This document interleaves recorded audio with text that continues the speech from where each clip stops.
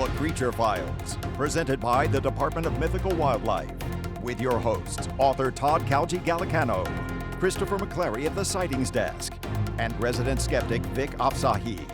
So sit back and listen as we report the latest news and up-to-date information about the mythical creatures living among us. The Creature Files. It might just save your life.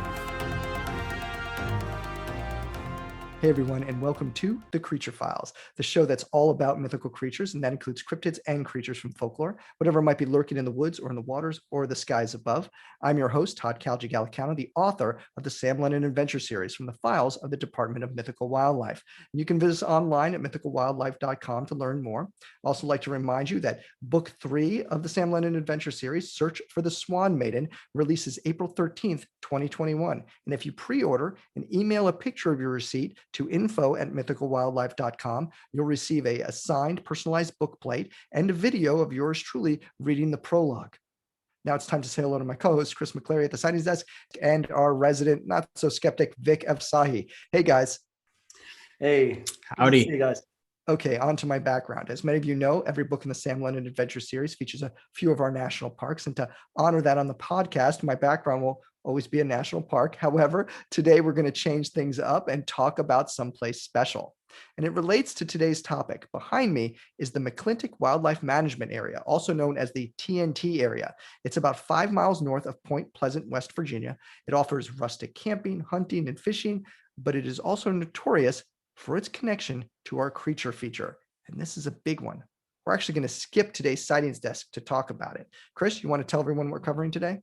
Look, Todd, if I had a Sightings Desk in 1966 in Point Pleasant, West Virginia, I would not have enough time to cover all the sightings of a creature that has now become known as the Mothman. Now, the first official sighting happened on November 12th in 1966 when 5 men spotted a winged humanoid in a cemetery. But the most famous sighting happened 3 days later in an area called the TNT area. Now, this was an abandoned munitions site that dated back to World War II. And what happened was 2 couples were driving through this area, and they spotted a humanoid creature with large red eyes, about 7 feet tall, with an enormous wingspan. And this freaked them out, of course, and they took off. They started driving back to town. But the creature followed them. Now, they say they were moving at over 100 miles an hour, and still the creature kept up. When they eventually got to town, the creature was gone. They started thinking, like, what was that? Was it a giant bird? What was that? So they head back to the TNT area. And they're going to see if they can see the creature again. Well, sure enough, they encountered again. But this time, they realize it isn't a bird. It's some sort of like monstrous creature that lifts vertically off the ground and just disappears into the night sky. So they go and they tell the sheriff, and the police investigate and find no evidence. But this is the sighting that starts it all. People start coming out of the woodwork, and they all have a similar report. And one of the women from the original sighting ends up hospitalized from a nervous breakdown. People are seeing something, and it's scaring the heck out of them. So over the next year, hundreds of sightings are reported, and there are reports of men in black harassing witnesses and saying, keep quiet, don't talk about this.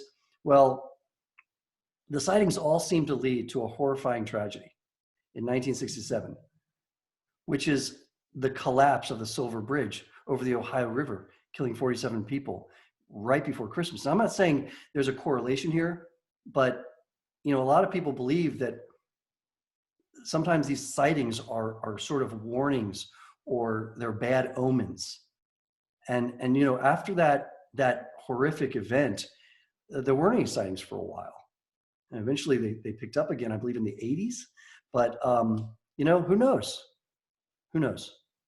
Yes, and some would claim that the collapse of that Silver Bridge is proof of the folklore that surrounds Point Pleasant. And there's a story of the murder of an Indian chief who supposedly cursed the area in his dying breath. Now, some would point to the curse as a reason for that collapse. And perhaps the Mothman is just another manifestation of it. So what is the Mothman exactly?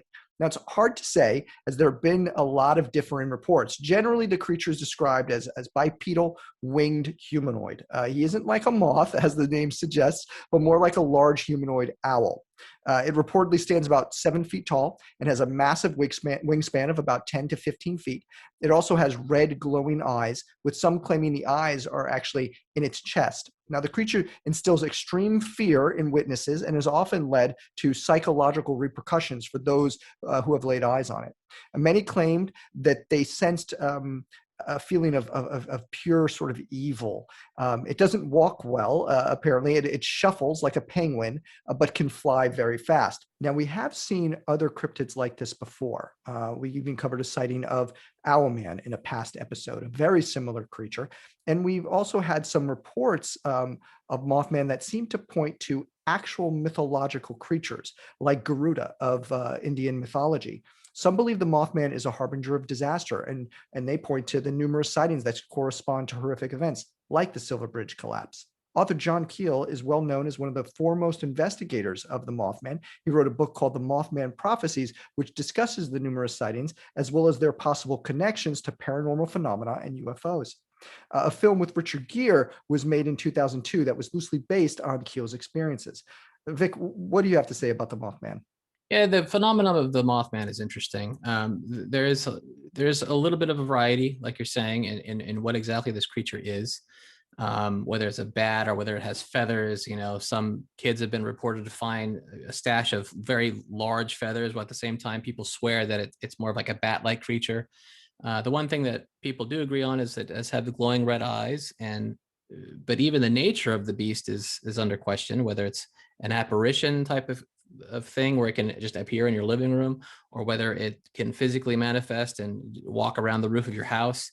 It's kind of all over the place, and you have to wonder if some of this phenomenon isn't just prone to the imaginings of a lot of people who are getting excited about the phenomenon of the beast itself. I mean, the whole town seems to be centered around this apparition of the Mothman. They have a statue of it in the middle of it, and there's a big festival that comes into town every year that people are interested in. So it makes it a little bit harder to discern reality and actual experience from, you know, made up stuff.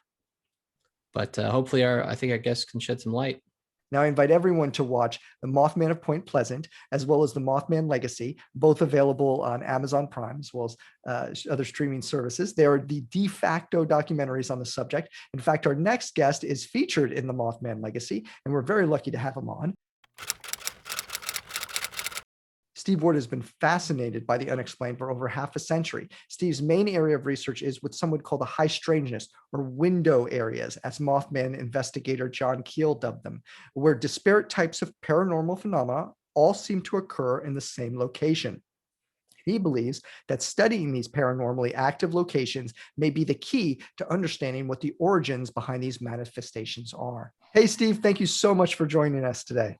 That was my pleasure. Thanks for having me on, guys. So I just want to go ahead and just jump right in.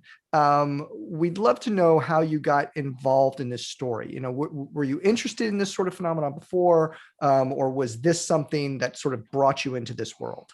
Well, I know you've done several shows before, and I have found, I have my own podcast, and it seems like a very large percentage of people get into this because they've had some kind of an experience. They've seen a strange light in the sky, or maybe they've seen a Bigfoot or some kind of weird creature, or perhaps they even have a haunting going on in their house or whatever.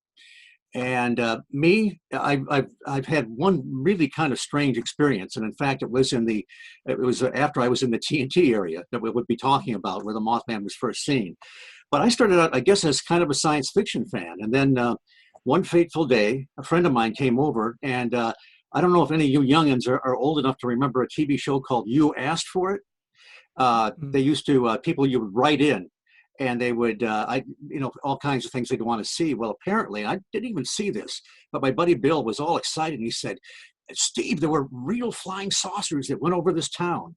And I think they probably showed the old footage of these bright lights during bright dots, I should say, going over Utah years ago in the 50s or 60s. And of course, they explained them as reflections off seagulls or something.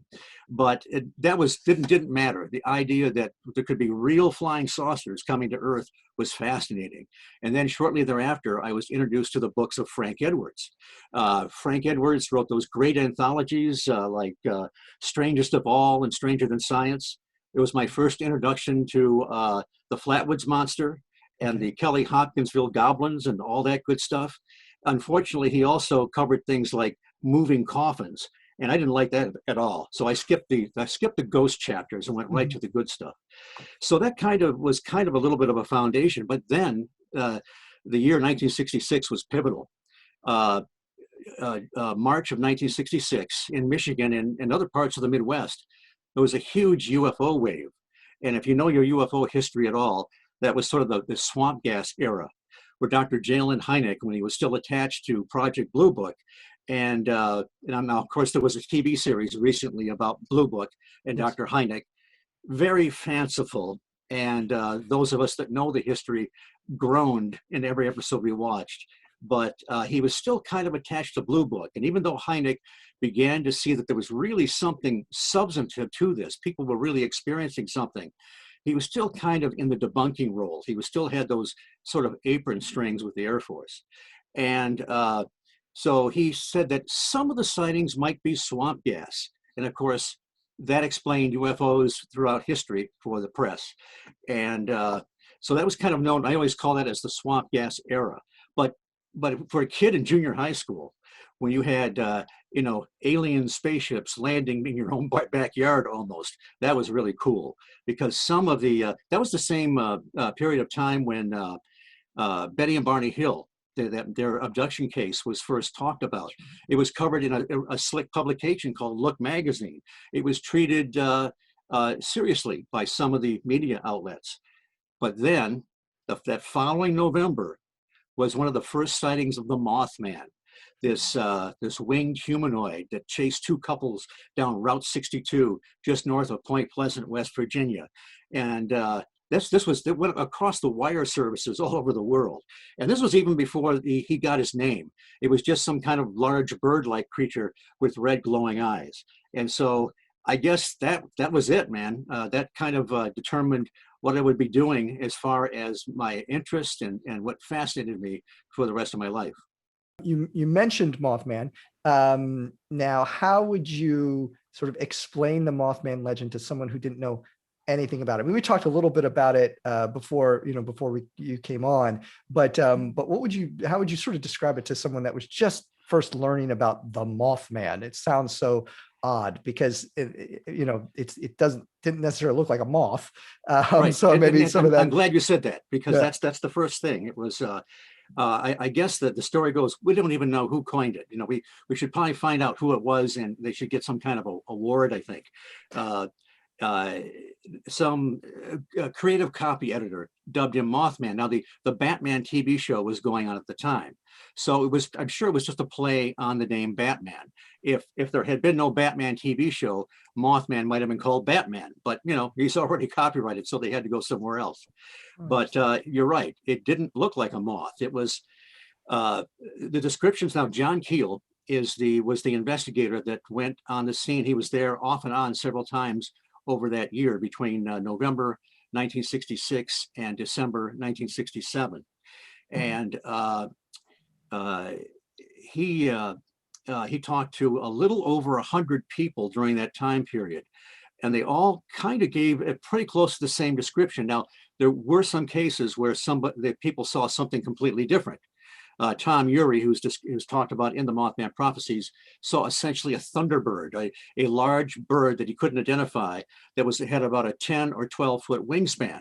And he's vehement that it was not a condor, it wasn't a bird that was recognizable. The Mothman, the general description was about 6 to 7 feet tall, kind of dark, maybe brownish. Sometimes people saw feathers, sometimes they didn't. The wingspan was usually bat-like, about 10 feet. And they didn't really see the head. It's almost like the head was kind of sunken down in the chest, almost like if you were to see an owl. But how many 7-foot owls do you see? And also the one characteristic that people kept talking about were these bright red glowing eyes. And it wasn't just, didn't seem to be merely reflective, like an animal's eyes will reflect from various light sources. This seemed to be generating its own light. But here's where the paradox comes in. Biologically speaking, you would probably need a much greater than a 10-foot wingspan to lift something that's 6 or 7 feet tall. The other thing is that when this thing took off, sometimes people would see it put its wings behind it and then take off straight like a helicopter. Birds need to get some kind of a, like even the Goonie bird, has got to get kind of a little bit of leverage and get the airspeed and then get up. So it didn't always flap its wings. There's a lot of things wrong about it biologically, yet over 100 people saw it and saw something very similar. But then it gets really strange because John Keel, and then there was another researcher whose name I don't recall, a Swedish researcher who became a colleague of Keel's. He followed Keel, and he interviewed even more witnesses than Keel did. And he found that many of them, after they got home or some period afterwards, experienced poltergeist phenomena, an outbreak of poltergeist phenomena in their own home. And for those that may not be familiar with the term, it's simply, it's German for mischievous or noisy ghost. And people describe, sometimes mild, sometimes not so mild haunting experiences where things go flying around the room and so forth. And it usually doesn't last that long. But, there's just so many questions. What would this entity, this apparition or whatever, how would that cause that kind of an effect? Yet Keel felt like he found these strange looking little footprints near the North Power Plant where it was first seen, and in some other areas where it was reported. So it's one of these things where it did seem perhaps paraphysical is what we want to call it. It shared some properties of being physical and real, but then in other aspects, it was more elusive or ethereal or whatever. Mm-hmm. So it's very hard to be dogmatic about the Mothman. Everybody has an idea, but I'd be the last one to be very dogmatic about what it is. So you mentioned a little bit about those disturbances. Can you talk a little bit more about that? So about the sort of the strange phenomena that would happen when the Mothman appeared. Things like electrical disturbances. We've seen some of this stuff come up before. We had a guest on talking about experiences with Bigfoot. And there were really sort of strange phenomena that would sometimes accompany these sightings. Yes, and that's that's where my interest lies. A lot of people are very pigeonholed with looking at these things as very flesh and blood, unknown creatures, and that's fine. But there does seem to be this high strangeness aspect. Let me give you another example. Keel talks about, he keeps them anonymous, but there was an official in Point Pleasant that walked out on his porch and saw the Mothman standing there. And he was in kind of a trance apparently because this thing took off, but then he realized he'd lost about 20 minutes. So if you've got that missing time syndrome that you have reported with, certain close encounters with supposedly aliens and so forth. It's interesting to talk about the electrical disturbances. There's a classic case that actually Keel covers in one of his books.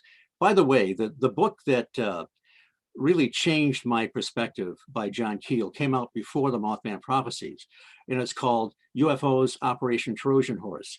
And that's where he started to put all these things together. He saw that cryptids, UFOs, haunting type phenomena, and other these disturbances you're talking about, these electronic disturbances, all seem to be connected, and you don't have to force it. It's something you're led into once you start investigating. There's a classic case in about 66 in West Virginia. I might have the year wrong. It didn't really coincide with the Mothman events, but a gentleman named W.D. Doc Priestley, he's cruising along a 2-lane near Marlington, West Virginia. He's following a busload of his buddies. They're off on some kind of trip.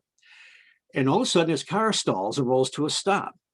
And then he looks up to his left and there's a classic Bigfoot standing there. and its hair almost seems to be standing on end a little bit, like there's something going on, some kind of, I don't know if Bigfoots get static cling or what the heck it was, but it was just completely, it's weird enough to encounter a Bigfoot. And when a Bigfoot seems to stop your car and its hair stands on end, that's really weird. So his buddies realize he's not behind them anymore. They turn around, they start to come back. Bigfoot recedes into the woods. Priestley's able to start his car again. And then a very short, after they get going, he didn't tell his buddies right then what happened.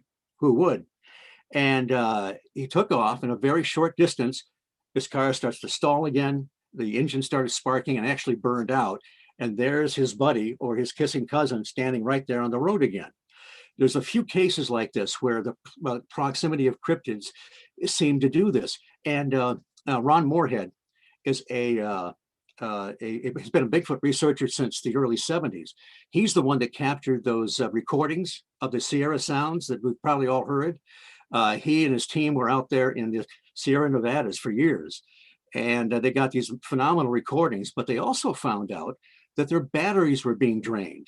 They also saw weird light phenomena, light tubes and so forth, going through the woods. And so there seems to be these high strangeness aspects that go along with it.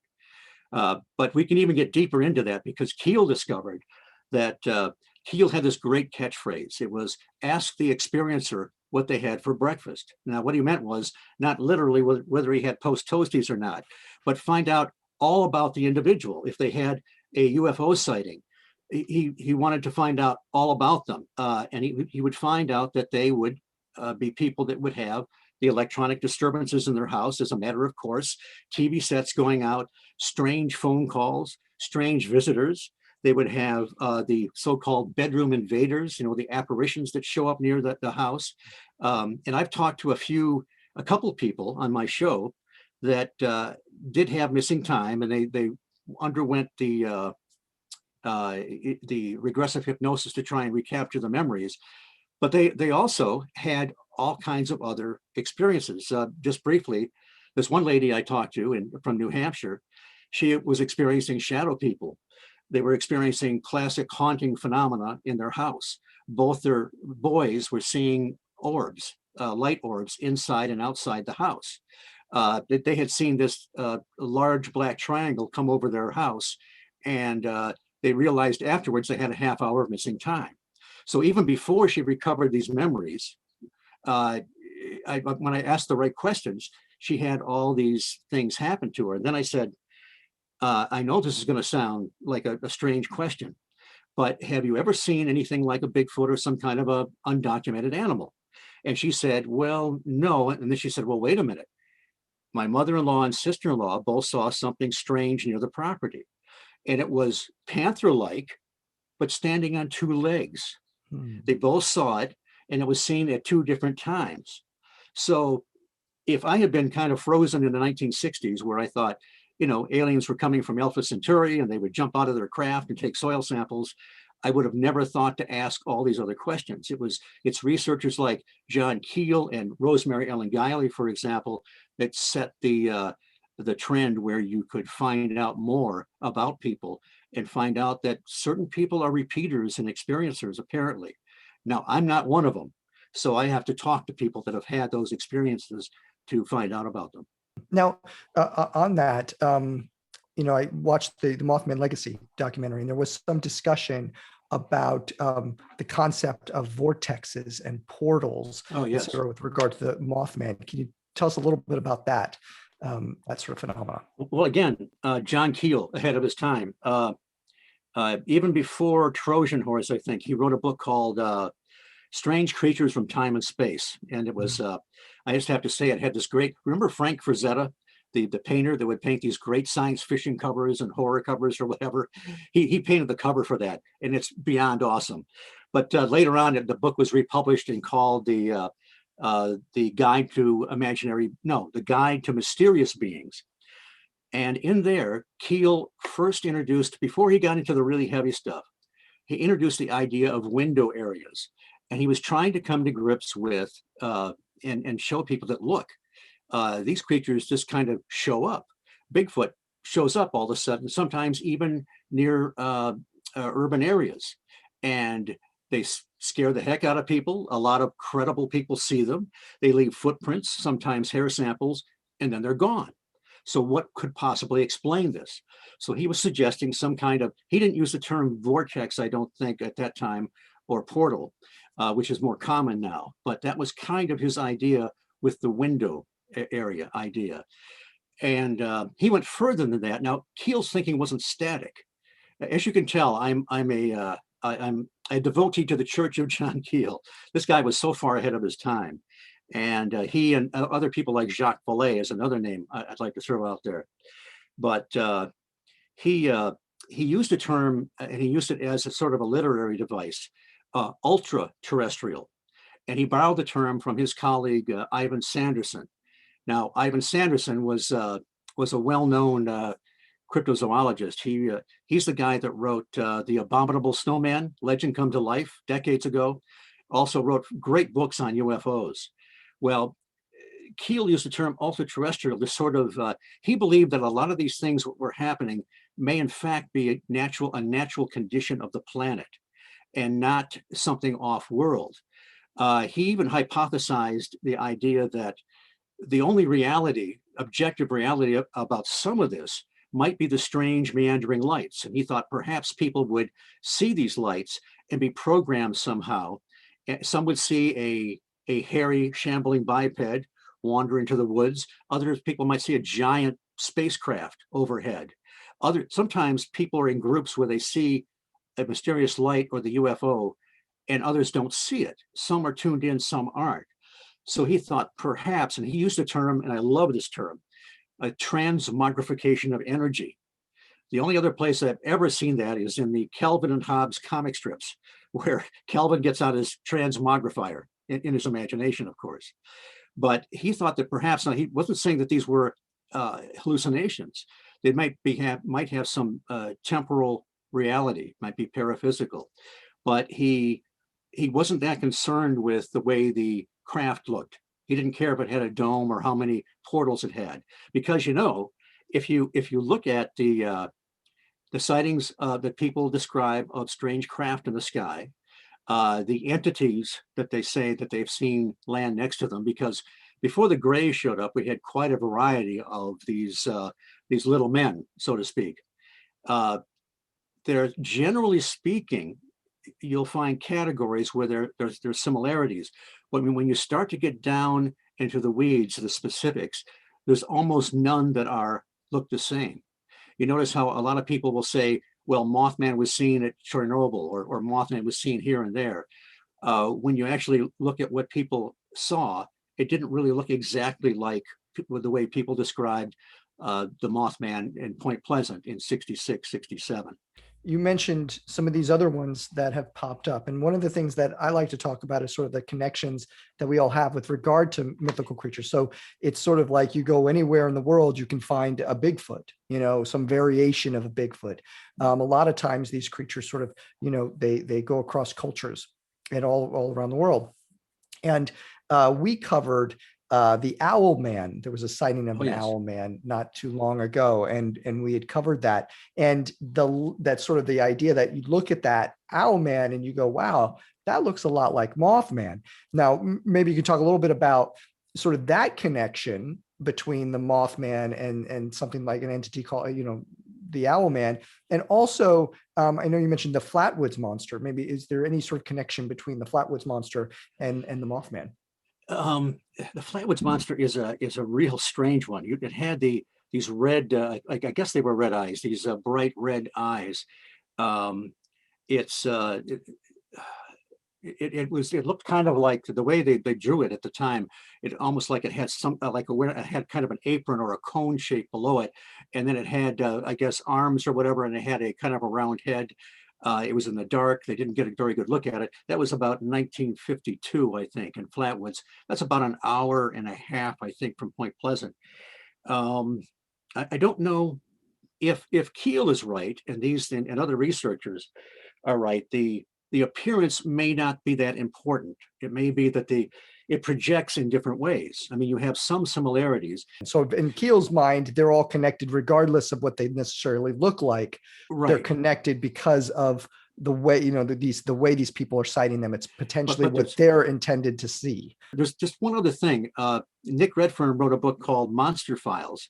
He uncovered I'm trying to remember the man's name. He was a famous magician that helped them out during World War II, and he created subterfuge. He in the mountains of Italy during that time, when Italy was still allied with the Germans, they created some kind of Redfern has it in his book, some kind of a construct that had like bright eyes and shot fire and everything like that, and to scare the locals, to hopefully it was just one of these wild things that the government does to try and manipulate people.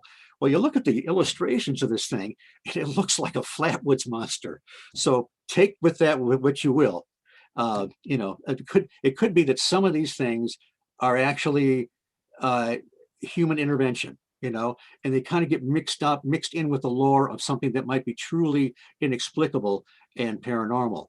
There's so many mysteries piled on mysteries, and it's very, very hard to come to definite conclusions. Well, funny that you should say no definite conclusions, because my next question is about maybe making a definite conclusion. So, one of the things that we found, when you research the Mothman, it's cryptozoologists don't seem to be all that interested in Mothman. And maybe it's because it's they feel like it's more in line with the paranormal.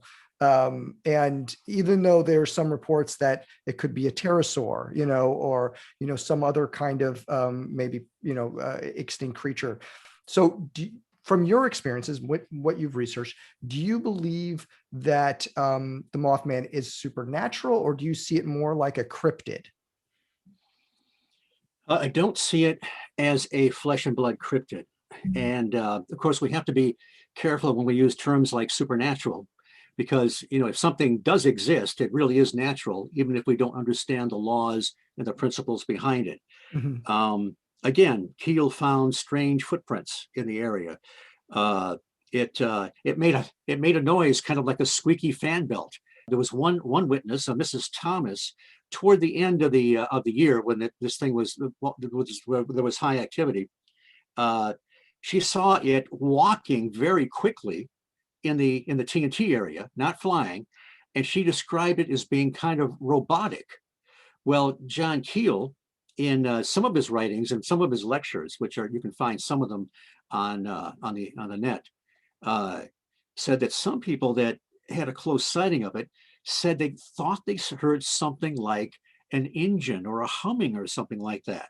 So there's another layer of mystery. If someone were to study the Mothman or approach the Mothman for the first time, is there a particular sighting that you would point to first as sort of the most credible, the one that you can point to and say, you know what, this one is completely unexplained. It is as solid as it comes? Well, there were several good witnesses. I've been able to talk to about 6 of the original Mothman witnesses, and one of them was Linda Scarberry, who died a few years ago.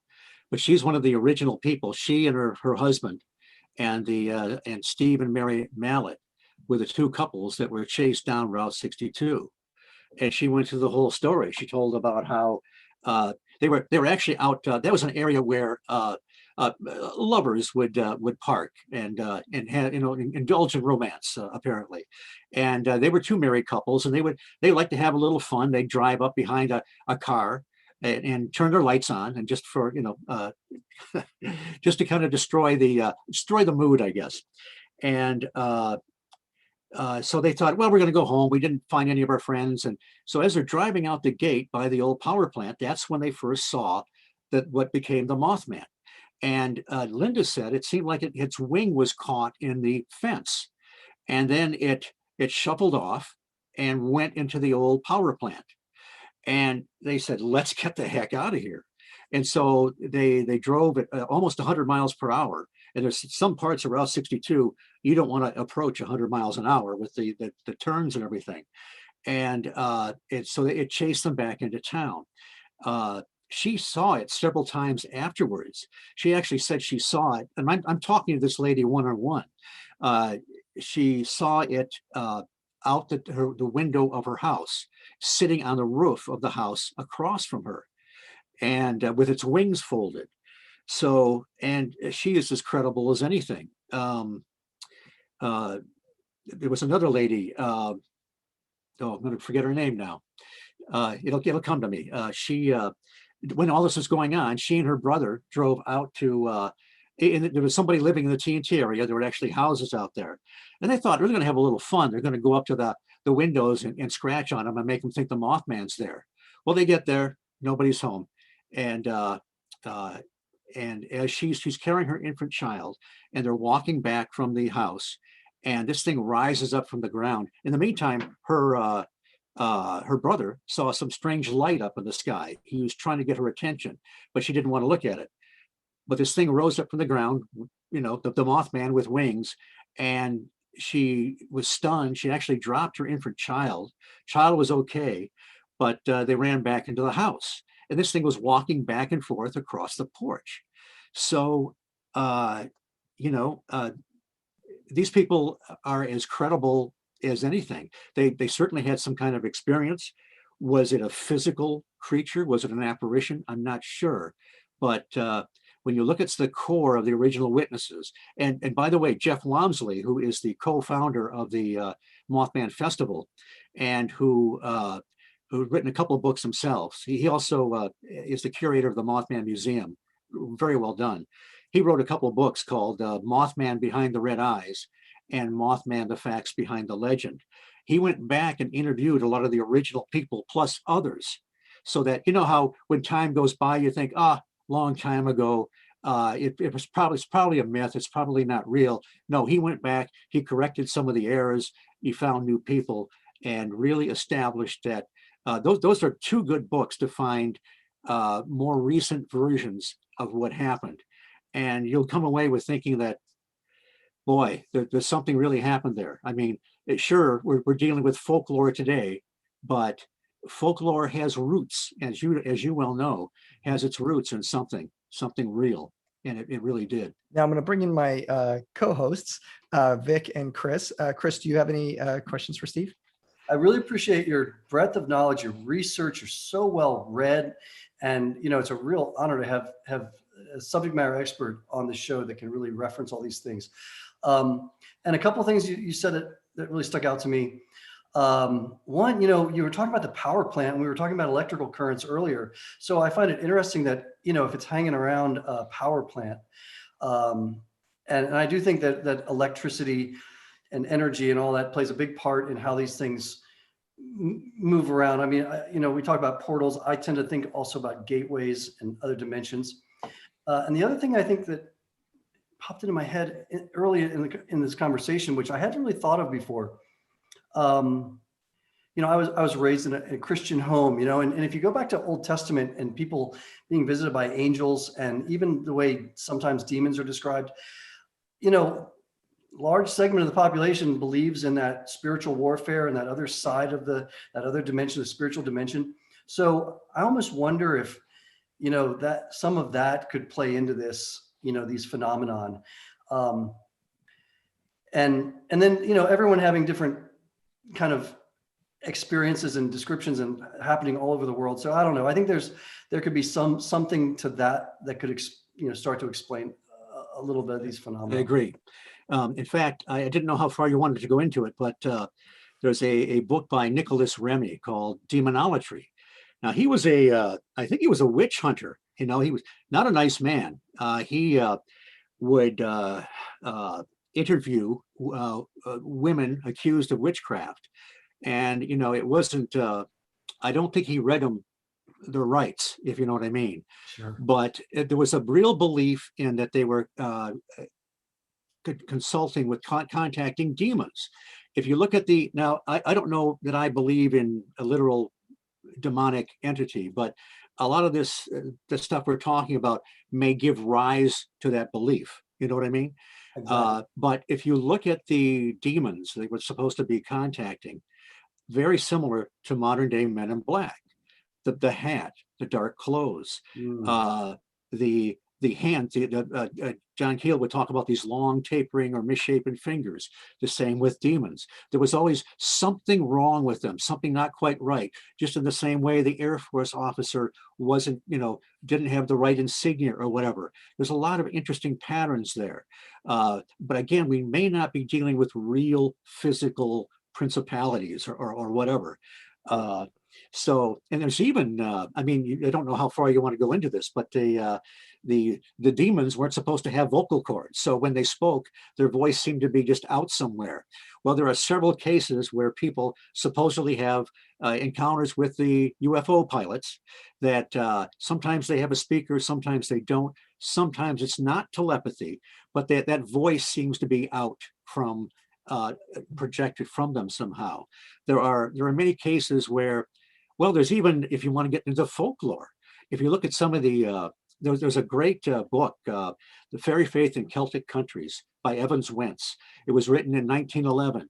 He went around Ireland and interviewed people about their one-on-one experiences with the fairies, with the elementals, with whatever. And the same way we go and talk to people about their UFO experience or their cryptid sighting.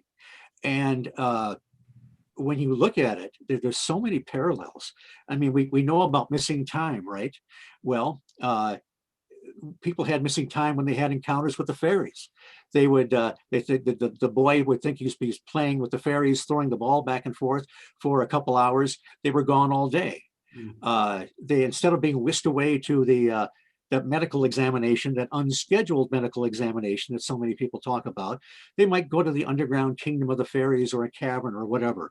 But there's so many parallels. And even when we talked about how some of the Men in Black phenomena seem to be similar to what we called demonic lore or whatever, for lack of a better word.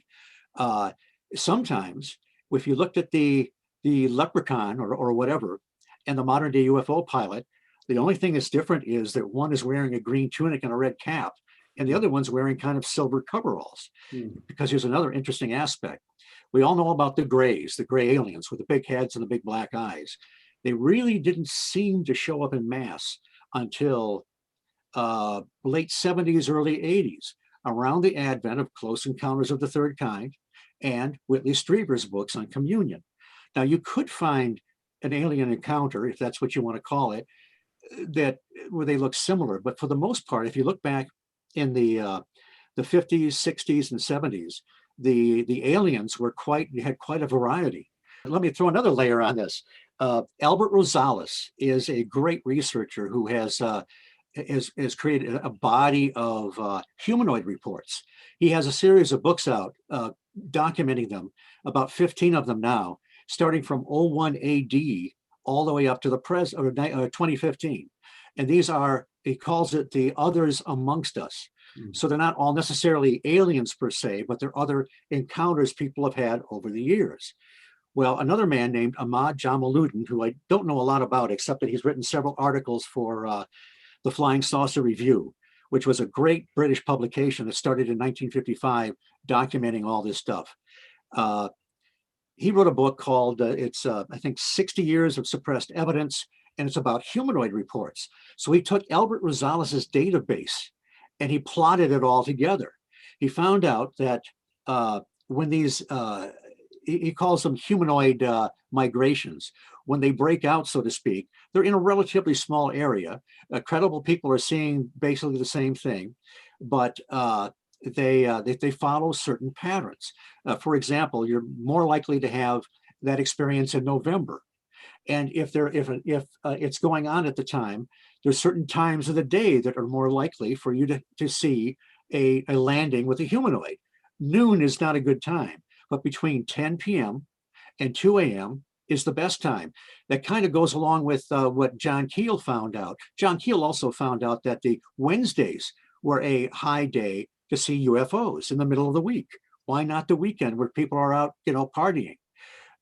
So Jamaluddin found out that it's just more likely between 10 and 2, but that's not all. It's the same time zone as the world turns.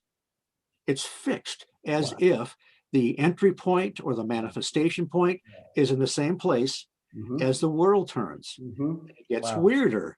That's he found that the in 8 to 10 years, this is all based on Rosales's work, and somebody else might approach it and find something different. But he found 8 to 10 year cycles where you'll get a humanoid outbreak, so to speak, or migration in South America.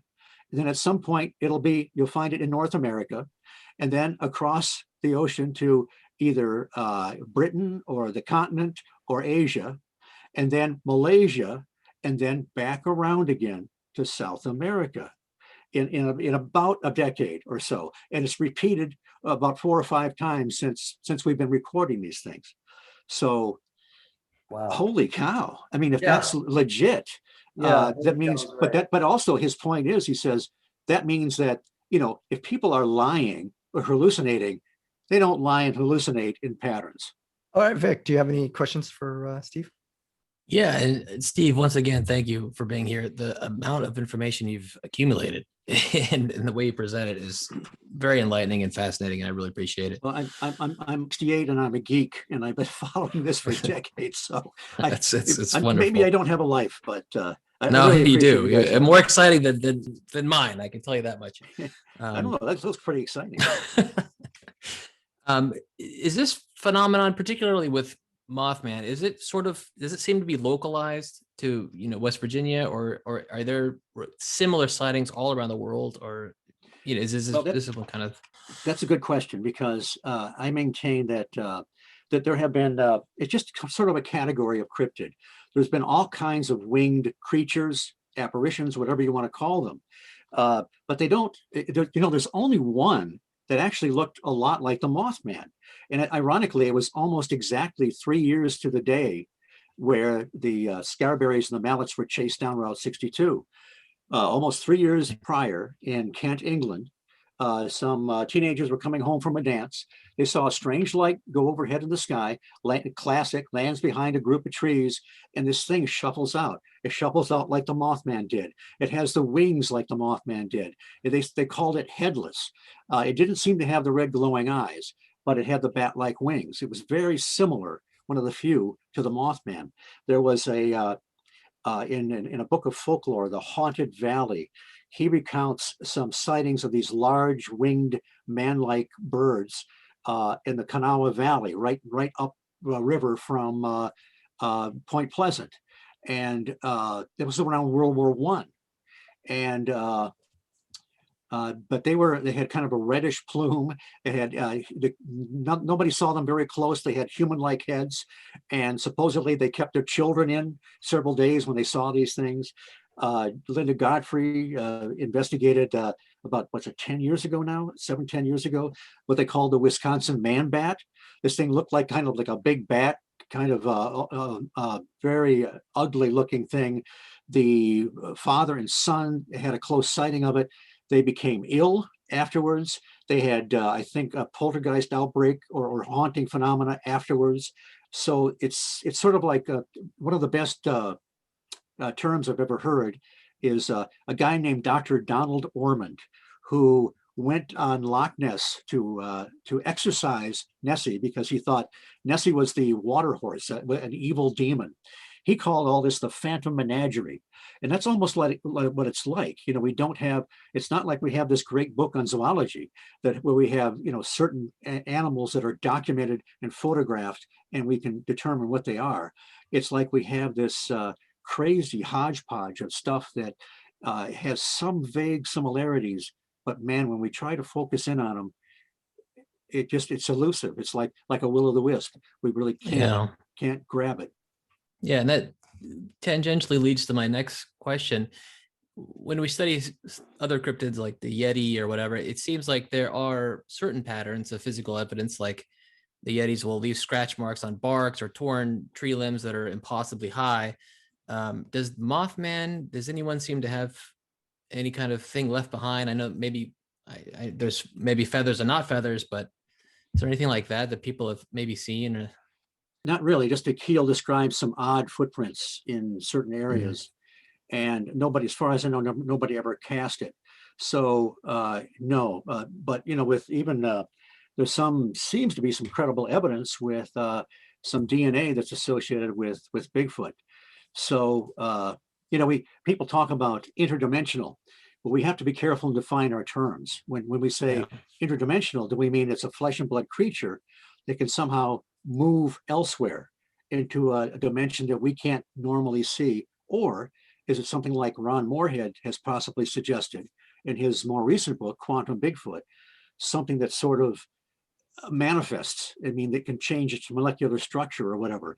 People claim to have seen some of these creatures just walk through walls in the same way that we talk about bedroom apparitions and so forth. So, but it's almost like we finally get a grip on something. We find a pattern, we find something we can grab onto, and then, if something else comes up, I always recommend to people, listen to the witness. So often there's a great researcher named Tom Powell who wrote a book called The Locals, and he began to realize that there's a high strangeness aspect of Bigfoot. And he said that when he was interviewing people, they were so relieved to find out that other people were having some of the high strangeness experiences, because they thought they're crazy. Hard enough to say, I saw this big hairy monkey in the woods, but if it stops your car, or it has red glowing eyes, or some other bizarre aspect, then that can be pretty disturbing. Yeah, the high strangeness thing is very interesting, and I've always wondered if it's centered around some sort of environmental factor, like this TNT area or power plants. Have you noticed any correlation between the sightings of Mothman and the environment? That's a good question. That's one area I'm not good in. There are some people that have looked at the geology of an area, quartz and that kind of thing. There's a great British, he was a dowser, T.C. Lethbridge, who had a great body of work. He seemed to, with the flow of water, for example, and the Mothman occurred right where the confluence of two rivers, the Ohio and the Kanawha. And that seems to be, a lot of people think that exacerbates paranormal activity. So I think that's definitely a possibility. And others, I know there are books out there and research that have done much more than I have to look at that. But then still you wonder, if you look throughout history, the strange lights in the sky, we've always had them. In ancient times, they might have been called dragon tracks, or a dragon flying in the night. At times they were fairy lights, that we still see fairy lights today, little orbs or whatever. In some cases, they were convinced it was a witch flying on her broom, carrying her lantern. Okay, and then they became the airship mystery, 1897. Some people saw the airships, some people just saw the lights. And then we had the Foo Fighters in World War II. It's almost like it has progressed and has maybe changed and morphed with the times. But again, you get these connections, these high strangeness areas. Stan Gordon in 73, 74 was investigating a lot of Bigfoot reports in conjunction with landed UFOs and strange lights in the sky. I don't think these guys are driving UFOs, but maybe. But if you go back to the 1897 airship, there was one that circumvented Ohio over several days. At the same time, in Adams County, where the Serpent Mound is, people were seeing something they called a wild man or a gorilla, which today we would call a Bigfoot. They were also seeing a large black cat over in the Chillicothe area that was kind of odd looking. The legs were the wrong length. It had a big head, and they never captured it or shot it. So these patterns persist if we are open and look for them. But and then, I think that's where we may find some of our answers. It's these great people that are correlating all this evidence, but also looking at these high strangeness areas. Why is it, like you're saying, that all this stuff is happening in one area? Even if people are susceptible to it or repeaters, why a particular geographic area? Right. Yeah, it's interesting.